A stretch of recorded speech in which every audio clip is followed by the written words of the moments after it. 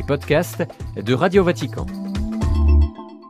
Ce lundi 20 mars, lors de la première rencontre au Vatican entre le pape François et Paul Kagame, le président rwandais, le Saint-Père a imploré le pardon de Dieu pour les manquements de l'Église et de ses membres durant le génocide de 1994 au Rwanda. C'est un grand jour et un nouveau chapitre dans les relations entre le pays et l'Église catholique et le Saint-Siège, a déclaré le président rwandais sur Twitter. En novembre dernier, le gouvernement du pays avait demandé des excuses de la part du Vatican pour le rôle de certains de ses membres dans le génocide contre les Tutsis. Le pape a déclaré parler en phase avec la lettre des évêques rwandais du 20 novembre dernier. Ils avaient demandé pardon au nom de tous les chrétiens. Les mots du souverain pontife ont donc été très bien accueillis par l'épiscopat du pays.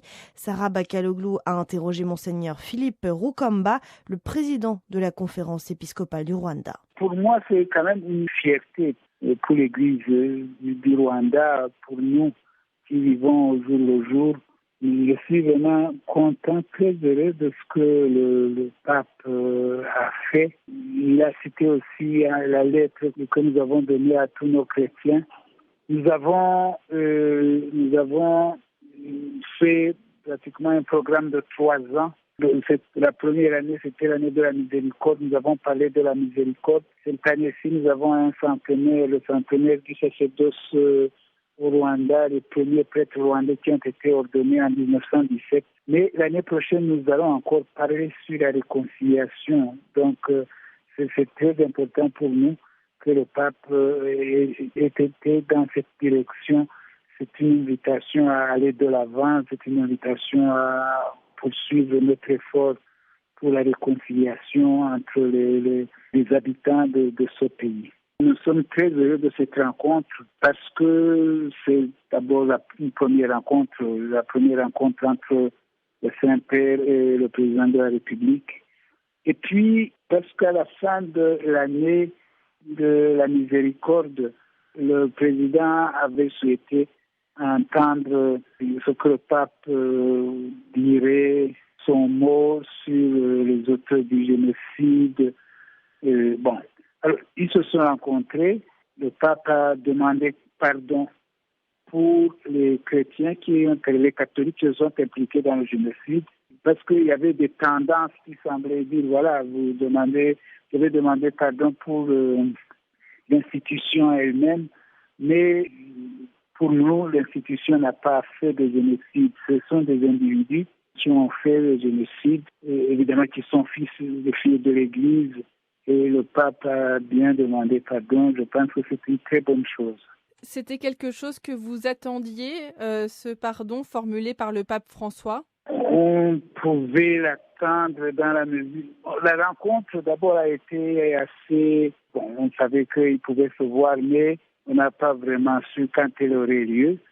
Mais comme on connaît le pape, moi en tout cas, ça ne m'a pas étonné de voir que le pape demande pardon pour le mal qu'ont fait les chrétiens. D'ailleurs, c'est pas comme il l'a dit lui-même, mais comme nous venons de lire aussi dans le Zénith, c'est à la suite aussi de ce qu'a fait le Saint-Pape Jean-Paul II en l'an 2000, quand il demandait pardon pour tous les méfaits des chrétiens, tous les méfaits des catholiques dans le monde depuis des siècles, tout le mal qu'ils ont fait.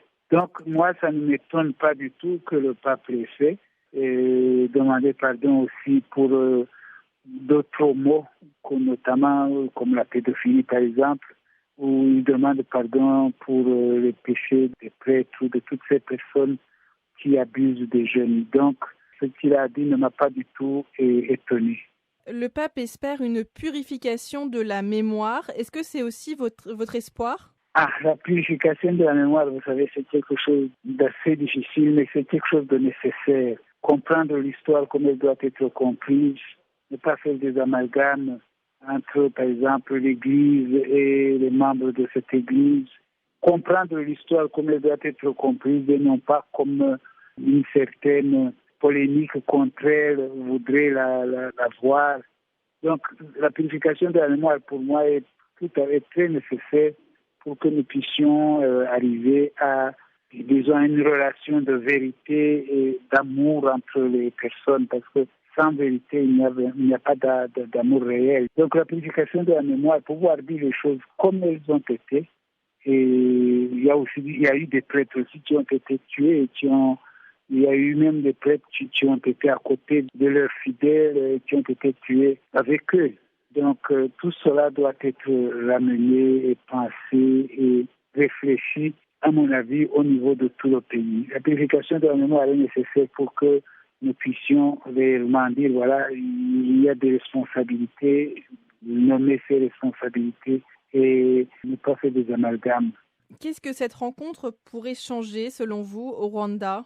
Moi, je pense qu'elle va changer beaucoup de choses. Tout d'abord, pour nous, pour les chrétiens, nous avons ce sentiment, un sentiment de joie de voir que notre Saint-Père a demandé pardon pour ses enfants qui ont mal fait, sont tout à fait impliqués dans le génocide, et que le Saint-Père, le pape que nous prenons réellement comme notre Saint-Père, eh bien, tout d'abord pour nous, c'est une joie de voir qu'il a demandé pardon à la place de ses enfants qui sont aussi, certains peut-être sont morts, d'autres peut-être qui n'ont pas assez de repentir, mais le papa de notre communauté chrétienne catholique a demandé pardon.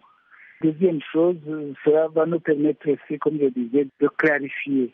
Nous avons des responsabilités certainement morales au niveau de l'Église. Pouvoir dire, voilà, je pense que nous allons aborder le problème plus facilement et au niveau du pays aussi.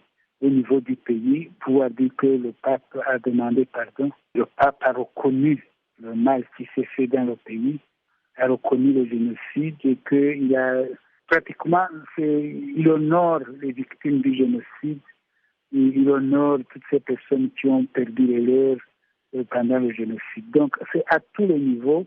Moi, je pense que ce soit au niveau personnel comme des personnes, des chrétiens catholiques qui se disent, voilà, notre Saint-Père a dit ceci, que ce soit au niveau de notre Église, que ce soit même au niveau du pays. Je pense que nous avons énormément gagné avec cette déclaration. Le pape François et le président Kagame ont aussi parlé de la question des migrants et des réfugiés. Le Saint-Père a exprimé une préoccupation particulière.